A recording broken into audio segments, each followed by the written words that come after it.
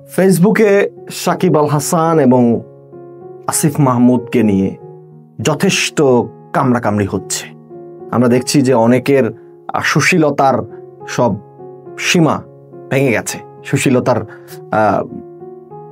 বালাই এখন আর নাই, তারা এখন সুশীলতা বর্জন করেছেন। So I have a take on this issue.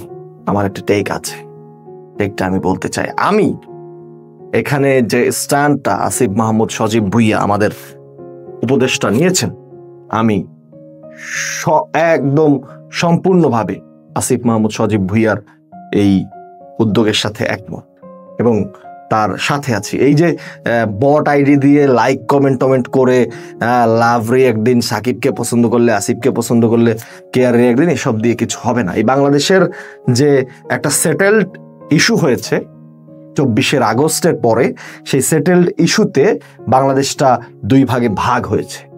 একটা হচ্ছে এই বাংলাদেশকে যারা ভালোবাসেন, বাংলাদেশের স্বাধীনতা, সার্বভৌমত্ব, অখণ্ডতাকে যারা ভালোবাসেন, তাদের একটা পক্ষ হয়েছে, আর যারা ওই পশ্চিম পাশের দেশের অনুসারী, তাদের আরেকটা ভাগ হয়েছে।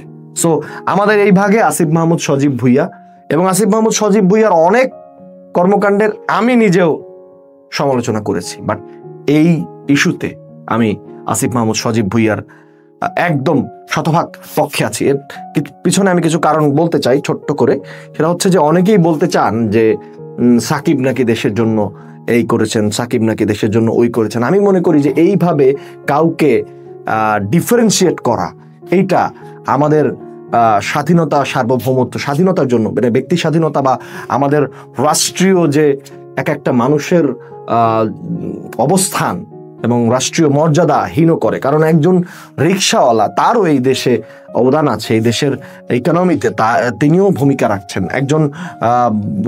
একজন ভ্যান চালক, তারও এই দেশে ভূমিকা আছে। সো সাকিব আল হাসান ক্রিকেট খেলেছেন, সেটার জন্য তিনি টাকা পেয়েছেন, পয়সা পেয়েছেন, জৌলস পেয়েছেন, খ্যাতি পেয়েছেন। তিনি যে ব্যবসায়িক ভণ্ডামি করেছেন, যে সম্পদের প্রাচুর্যতা পাহাড় গড়েছেন, মানুষকে ঠকিয়ে শেয়ার বাজার জালিয়াতি করে, স্বাক্ষর জালিয়াতি করে, মানুষকে টাকা না দিয়ে যে জালিয়াতি করেছেন, যে অর্থের পাহাড় গড়েছেন, সেই পাহাড় গড়ার পিছনে তার এই খেলা মানে তাকে অনেক বড় একটা স্পেস দিয়েছে। সো দেশের জন্য তিনি মাগনা খেলেননি, সেটার জন্য তিনি যে বৈশ্বিক যে প্রাচুর্যতা পেয়েছেন, ব্যক্তিগতভাবে তিনি যে একটা বড় অর্জন করেছেন, ব্যক্তি সাকিব একটা বিশাল জায়গায় পৌঁছে গেছে, মাইল ফলক পেয়েছেন, তিনি ফেসবুকে, ইনস্টাগ্রামে ফলোয়ার পেয়েছেন, কি পাননি?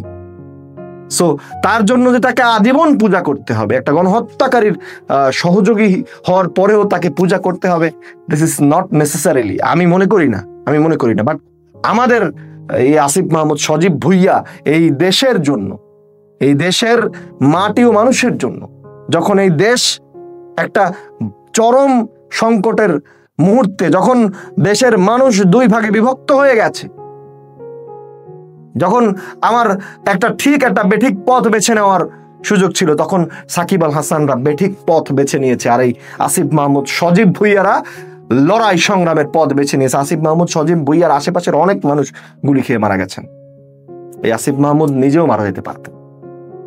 সো এই সেটেলড ইস্যুর পরে সাকিব আল হাসান নিজে একবার ক্ষমা চাওয়ার নাটক করেছেন, আবার আরেকবার তিনি শুভ জন্মদিন আপা লিখেছেন। আপা না লিখে গণহত্যাকারী লিখলে পোস্টটা হয়তো বা সুন্দর লাগতো, যদিও ইংলিশে লিখেছেন, হয়তো ঠিকই লিখেছেন। যাই হোক, এই সেটেলড ইস্যুর পরে আমি মনে করি না যে আসিফ মাহমুদ, সজীব ভুইয়াকে এই ইস্যুতে অন্তত তার বিপক্ষে দাঁড়ানো, আমি একদম শতভাগ আসিফ মাহমুদ, সজীব ভুইয়ার পক্ষে সমর্থন জানিয়ে গেলাম।